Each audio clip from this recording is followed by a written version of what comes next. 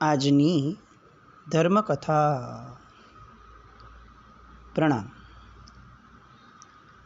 વિશ્વમાં તીર્થંકર પરમાત્મા શ્રી મુનિસુરત સ્વામી ભગવાન એમના જીવનરૂપી નંદનવનનો પૂર્વ ભાગ એટલે સમ્યક દર્શન પામ્યા પછીના ભવો. પૂર્વથી ત્રીજા ભવની અંદરમાં પરમાત્માનો જીવ એ તીર્થંકર નામ કર્મ બાંધે.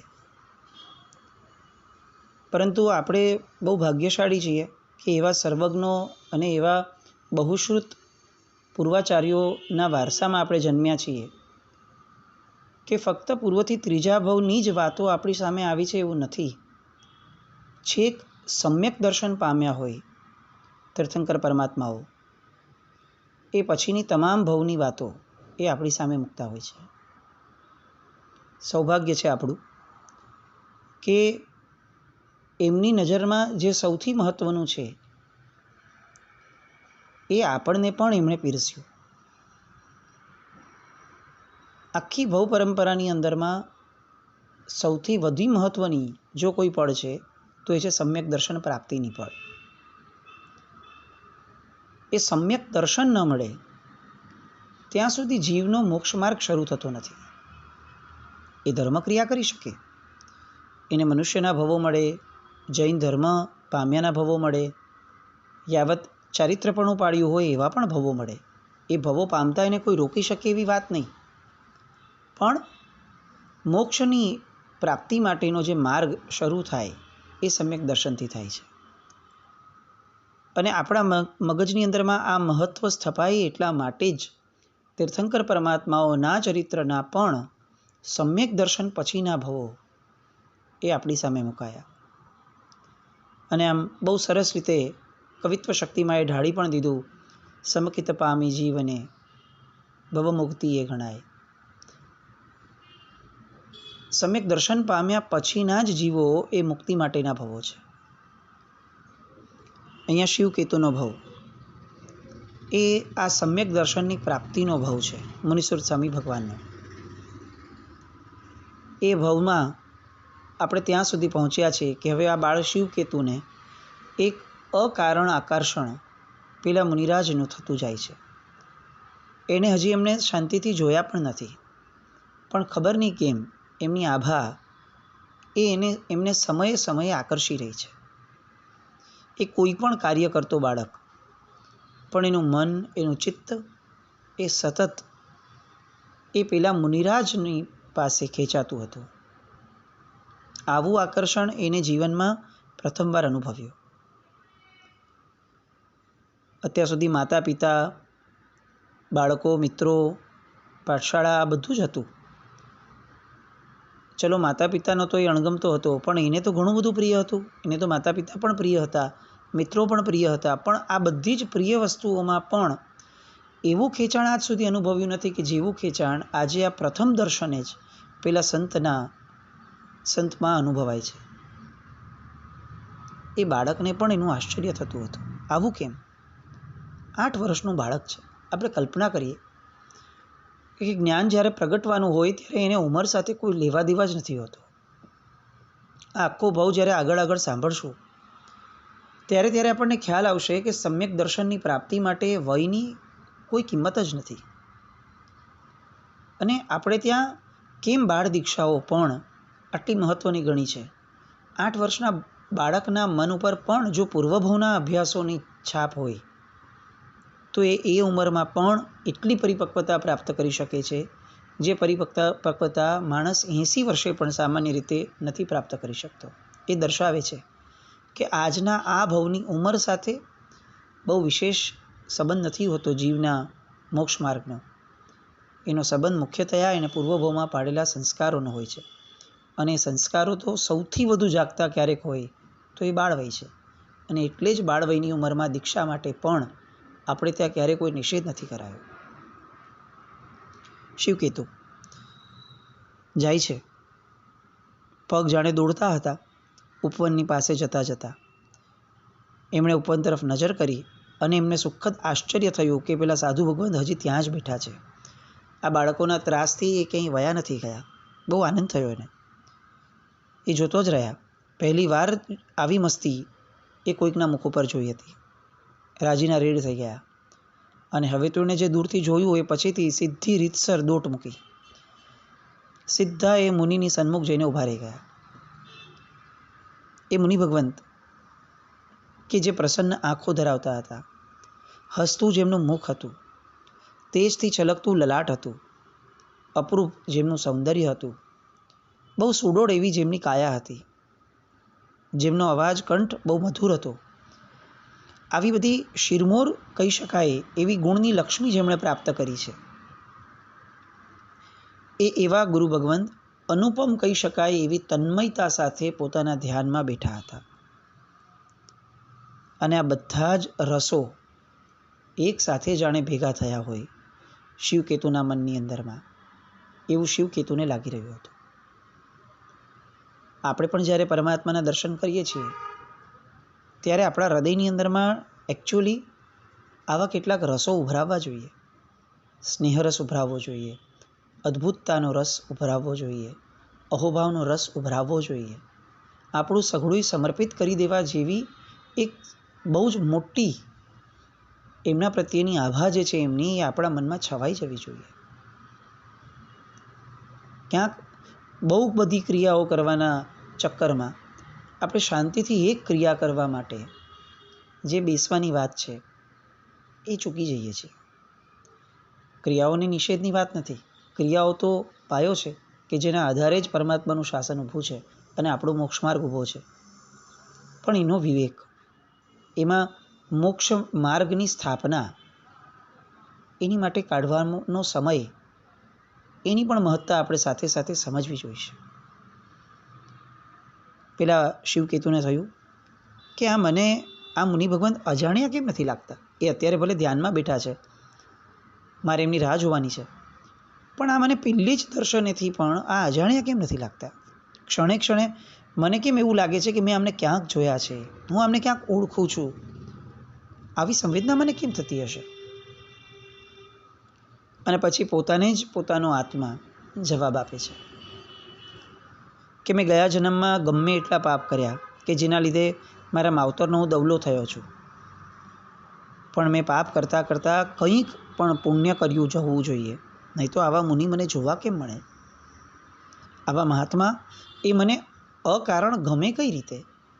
મેં કંઈક તો ધર્મ કર્યો હશે, કંઈક તો પુણ્ય કર્યું હશે. કેવા મજાના જે મહારાજ છે, કઈ રીતે એમનું રૂપનું વખાણ કરું? એમના મુખમંડળ ઉપર જે અનેરી શાંતિ દેખાય છે એનું વર્ણન કઈ રીતે કરી શકાય? મને આ મહારાજ બહુ ગમે છે. કેવા સરસ સરસ મહારાજ છે. જેને ન ગમે એ બધા તો મહાપાપી ગણાય. મારા પેલા ભાઈબંધો એ આવા શાંત અને પ્રસન્ન સાધુને જોઈ અને આનંદ પામવાના બદલે કેમ એમને દ્વેષ પામ્યો હશે, કેમ ધક્કો મારવા અને પથરા મારવા માટે એ આગળ વધ્યા હશે? આ બધા બહુ હતભાગી હશે. ખરેખર કંભાગી છે કે આવા રૂપનું, આવા સ્વરૂપનું દર્શન કર્યા છતાં પણ એમને દ્વેષ જાગ્યો. આવી બધી જ વાતો 8 વર્ષના બાળકને પ્રગટી રહી હતી. આપણને ક્યારે પ્રગટશે? આમ જોવા જઈએ ને તો કથાનક વાઇઝ શાલિભદ્રના પૂર્વભાવમાં સંગમ નામનો જે એમનો પૂર્વભાવ હતો, ભરવાડનો જીવ હતો, અને તેમ છતાં પણ આવા જ ભાવો. આ મહાત્મા કેટલા સરસ છે, આ મહાત્મા કેટલા સરસ છે. અને સરસ છે એની વ્યાખ્યામાં એમની પ્રવચન શક્તિ, એમના શિષ્ય પરિવાર, એમનો પુણ્ય પ્રકર્ષ આ કાંઈ ન હોય. એ સરસ છે એના મૂળમાં એમનું સ્વરૂપ હોય. એ સરસ છે એના મૂળમાં એમની પ્રશમરસ નિમગ્ન શાંતિ, ઉપશાંતિ હોય. આપણે ત્યાં સરસ હોવા માત્રથી જે આકર્ષણ થાય એના મૂળમાં શું છે એ બહુ મહત્ત્વનું ગણાય છે. સરસ લાગ્યા એ પુણ્યનો બંધ, પણ કેમ સરસ લાગ્યા એના આધારે અનુબંધ છે. ભગવાન પણ સરસ કેમ લાગ્યા? એમની આંગી સરસ છે એટલે. ભગવાન સરસ એટલા માટે લાગવા જોઈએ કારણ કે ભગવાન સરસ જ છે. ભગવાનનું સ્વરૂપ સરસ છે. આજે આંગી લાગી, કાલે ન પણ લાગે. આજે એમનો દેહ સરસ સ્વચ્છ લાગે છે, કાલે કદાચ કેસર અને પુષ્પોથી ઉભરાતો પણ લાગશે. એટલા માત્રથી એમની સરસતા એ ઓછી નથી થતી, કારણ કે એમની સરસતા આ રૂપમાં છે જ નહીં. આ તો બોનસ છે. મૂળભૂત તો એમની સરસતા એ એમનો ઉપશાંત દેહ છે, એમનું આત્મ સ્વરૂપ છે. ક્યાંય રાગ નહીં ચહેરા ઉપર, ક્યાંય દ્વેષ નહીં, એવી જે મુખમુદ્રા છે એ છે. આવા બધા ભાવો દ્વારા ભગવાન ગમાડવાના છે. અને જો ભગવાન પણ આવા ભાવો દ્વારા ગમાડવાના હોય તો ભગવાન જે બતાવવાના છે એ ગુરુને પણ આ જ રીતે ગમાડવા જોઈએ. ગુરુનો પુણ્ય પ્રકર્ષ એ આપણને આકર્ષે, એ તો મોહજન્ય રાગ થયો. ગુરુનો આધ્યાત્મિક પ્રકર્ષ, આત્મિક પ્રકર્ષ, ગુરુની ચર્યા, એમના સાધુપણાની વાતો, એમની પ્રસન્ન મુખમુદ્રા, એમને બધા સાથેનો અપક્ષપાતી વ્યવહાર, આવા ગુણો જે છે એ ગુણોનું આકર્ષણ થાય. અચાનક પેલા મુનિના નેત્રો ઉઘડ્યા. પ્રસન્ન અને ઉપશમ રસથી નીતરતા એવા નેત્રો સીધા ઠર્યા બાળ શિવકેતુ ઉપર. હેતવીની દૃષ્ટિથી અભિભૂત થયેલા શિવકેતુએ એ જ ક્ષણે એ મુનિના ચરણોની અંદરમાં નમન કર્યું. બ્રાહ્મણ હતો, એને એની પદ્ધતિથી નમન કર્યું. અને મુનિના મુખમાંથી શબ્દ નીકળ્યો, ધર્મલાભ. આ શબ્દ પણ જાણે એ શિવકેતુને ઊંડી કૃતકૃત્ય અનુભવ આવી રહ્યો હતો. હવે ત્યાં બેઠો, એને ક્યાંય જવાની હવે ઉતાવળ જ નથી, જાણે એની ભવની ભૂખ ભાંગી રહી હતી. એના બેક ઓફ માઇન્ડ એવો વિકલ્પ આવેલો કે પાઠશાળામાં આપણી ઉપસ્થિતિ નહીં હોય તો પાઠશાળામાં લોકો ચિંતા કરશે. પણ એને એ પણ ખબર હતી કે મને જે અત્યારે શોધ પ્રાપ્ત થઈ છે, આવી શોધ તો મારી કોઈ નથી કરવાનું. અત્યાર સુધી તો આવી બહુ બળતરા હતી કે મને કોઈ યાદ નથી કરતું, મને કોઈ શોધતું નથી, મારું ક્યાંય મહત્ત્વ નથી, મારી કોઈ પ્રતીક્ષા નથી કરતું. પણ આ બધી બળતરા આજે અહીંયા ક્યાંય કનડતી નથી. એને એવું લાગતું હતું કે મારી બધી જ બળતરા અને બધા જ સંતાપનો જાણે કાયમી ઉકેલ આવી ગયો છે. અને આ સંત પુરુષના ચરણોનું મનભાવન સાનિધ્ય એને એવું લાગી ગયું કે હવે એને કશીએ પરવા નથી. પલાઠી વાળીને બેસી ગયા મુનિરાજના ચરણોની પાસે. અને પેલા મુનિરાજ પણ હેત નીતરતી અને સ્મિત છલકતી નજરે એની સામે જોઈ રહ્યા હતા. શિવકેતુને એવું લાગ્યું કે એ કંઈક બોલવા માટે પ્રેરાઈ રહ્યા છે, પણ એ બોલી નથી રહ્યા. અને શિવકેતુને તો ઘણું બોલવું છે. કંઈક અલગ જ વાચા એના હૃદયમાં આજે ફૂટી રહી હતી. જાણે પેલા મુનિરાજની ન બોલાયેલા શબ્દોની જે ભાષા છે એ 8 વર્ષનો બાળક ઉકેલવા લાગ્યો હોય એવું લાગતું. એમણે હાથ છોડ્યા. મુનિરાજના મુખારવિંદ ઉપર આંખ ઠેરવીને કહ્યું કે ભગવંત, મારા બાળ હૃદયની અંદરમાં ઘણા પ્રશ્નો ઉભરાય છે. આપ તો સંત છો, જ્ઞાની છો, જો આપ અનુમતિ આપો તો હું આપને કંઈક પૂછવા ઈચ્છું છું. મુનિરાજે આંખના ઈશારાથી સહમતિ આપી. અને તરત આ બાળ શિવકેતુ હોશમાં આવીને પોતાનો સૌથી પહેલો પ્રશ્ન રજૂ કરે છે કે હું અહીંયા આવ્યો ત્યારે તમે કંઈક મધુર સ્વરે ગણગણતા હતા. મને એ સ્વરો અને શબ્દો સમજાતા ન હતા, પણ એ શબ્દો સાંભળી અને મારા ચિત્તમાં અનેરો આહલાદ વ્યાપ્યા કરતો હતો. આપ શું બોલતા હતા એ મને કહેશો? ભાષા જુઓ. 8 વર્ષનો બાળક છે. આપણે 80 વર્ષે પણ ગુરુ ભગવંતોમાં જે પૂજ્યતાનો અનુભવ નથી કરી શકતા, એ અનુભવ આ પહેલા દર્શને મુનિ ભગવંતનો કરી રહ્યા છે. ભાષાનો વિનય કેવો છે! આ વિનય વિનાનું ગુરુપણું આપણને પ્રાપ્ત થશે ને ગુરુ ભગવંતો, તો પણ ફળશે કેટલા એ પ્રશ્ન છે. કારણ કે વિનય વિના તો વિદ્યા નથી, અને જો વિદ્યા જ નથી મેળવી તો પછી આગળનો માર્ગ તો ક્યાંથી ખુલવાનો? શિવકેતુની આ અદમ્ય જિજ્ઞાસા મુનિરાજ કળી ગયા. અને એમણે મનોમન જાણે નક્કી કર્યું હતું કે આજે હું આમની બધી જ જિજ્ઞાસા સંતોષીશ. એટલે એમણે 8 વર્ષના બાળકની ઉંમર જોયા વિના એમની જિજ્ઞાસા છે એ જિજ્ઞાસાને જોઈ અને જવાબ આપ્યો કે ભદ્ર, અમારા ધર્મમાં 12 અંગ અને શાસ્ત્રો છે. એમાંના 12મા અંગમાં 14 પૂર્વ છે. અગાધ અને વિશાળ શાસ્ત્ર ગ્રંથ છે. હું એનો સ્વાધ્યાય કરી રહ્યો છું. ભણેલા શાસ્ત્રો ભૂલાઈ ન જાય એટલા માટેનું આવર્તન કરી રહ્યો છું. અને એટલે જ હું અહીં એકાંતના સ્થળે બેસી અને આ મારો નિત્યક્રમ કરી રહ્યો છું. બહુ સરસ જવાબ મળ્યો. સંતુષ્ટિ થઈ. એટલે હવે શિવકેતુની હિંમત થોડી ઓર વધી. એણે ફરી પાછો પ્રશ્ન કર્યો કે ભગવાન, આ પૂર્વ ગ્રંથો જે તમે જેનો સ્વાધ્યાય કરી રહ્યો છો એના દ્વારા અતિન્દ્રિય અથવા ભૂતકાળ અથવા ભવિષ્યની બાબતો જાણી શકાય ખરી? બ્રાહ્મણ છે, એની માટે વિદ્યાનો અર્થ તો એ જ છે કે જેનાથી ભવિષ્ય જાણી શકાય, ભૂતકાળ જાણી શકાય, અને એ કંઈક બહુ મોટું કહેવાય. આવું જે જાણી શકે એ પરમ જ્ઞાની કહેવાય. હવે જ્યારે આ મહાત્મા એ આવી પરમ જ્ઞાનના સ્વાધ્યાયની વાત કરી રહ્યા છે, તો આવું પણ કંઈક એમને પ્રગટ્યું છે, એમનામાં આવો પણ કંઈક બોધ છે. આવો સાહજિક પ્રશ્ન જાણવા માટે આનું મન લાલાયિત થયું શિવકેતુનું. અને મુનિરાજ કંઈ બોલ્યા નહીં. એટલે એમને લાગ્યું શિવકેતુને કે ચોક્કસપણે એ નકારતા નથી, એનો અર્થ કે કંઈક જ્ઞાન જેવું એમનામાં હશે જ. એટલે બહુ જ આર્જવ ભર્યા સ્વરે શિવકેતુએ કીધું કે પ્રભુ, મારા પર આપ કૃપા કરો. મને કહો કે મેં કયા જન્મમાં એવું તે કયું પાપ કે કુકર્મ કર્યું છે જેના કારણે હું આટલો બધો વિનય આચરું છું, આટલી બધી સંભાળ લઉં છું, આટલો બધો સ્નેહ દાખવું છું, અને તેમ છતાં મારા કોઈ પણ વાંક વગર મારા માતા પિતા મારી સાથે અત્યંત દ્વેષ અને તિરસ્કારથી વર્તે છે.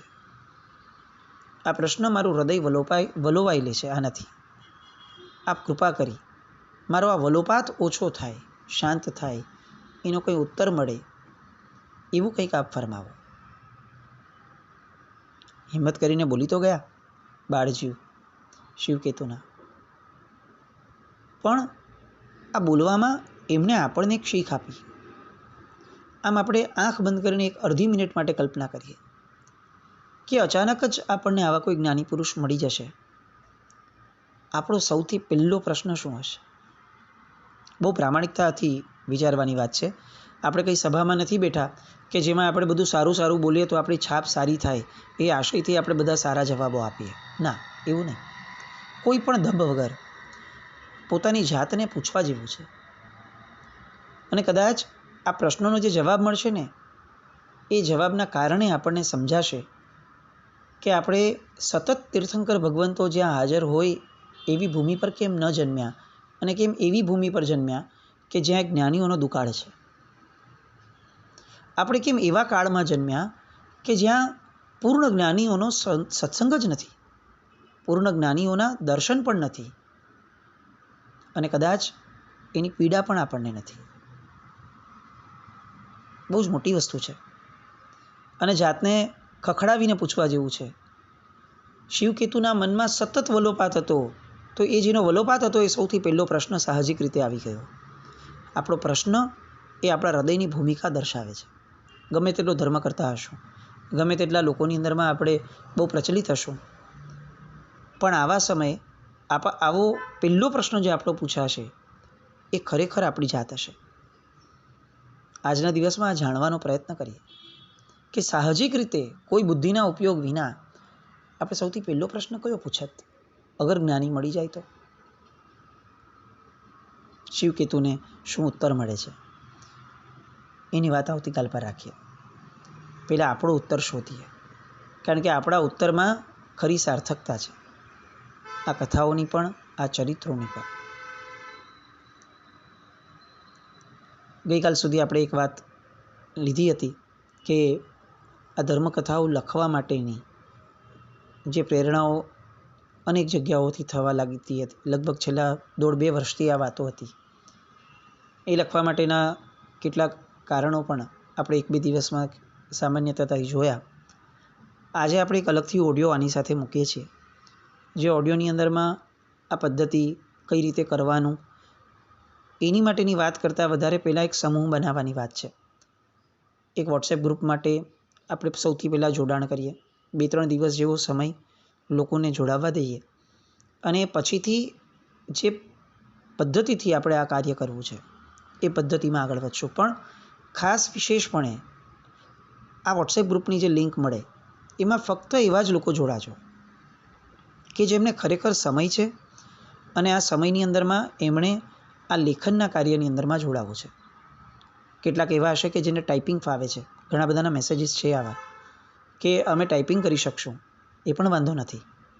પણ આને સામાન્ય ગ્રુપ ગણી અને જે આપણી એક હેબિટ પડી ગઈ છે કે ચાલો ગ્રુપમાં જોડાઈએ તો ખરા, પછી ફાવશે તો ઠીક, ન ફાવશે તો ઠીક, આવું ન કરીએ.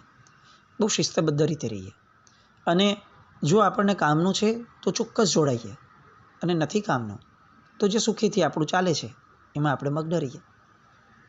એટલે બહુ પરમાત્માનું શાસન છે. શાસન એટલે જ વ્યવસ્થા તંત્ર. એટલે વ્યવસ્થા તંત્રને વળગીને આપણે રહીએ, એ રીતે જોડાઈએ.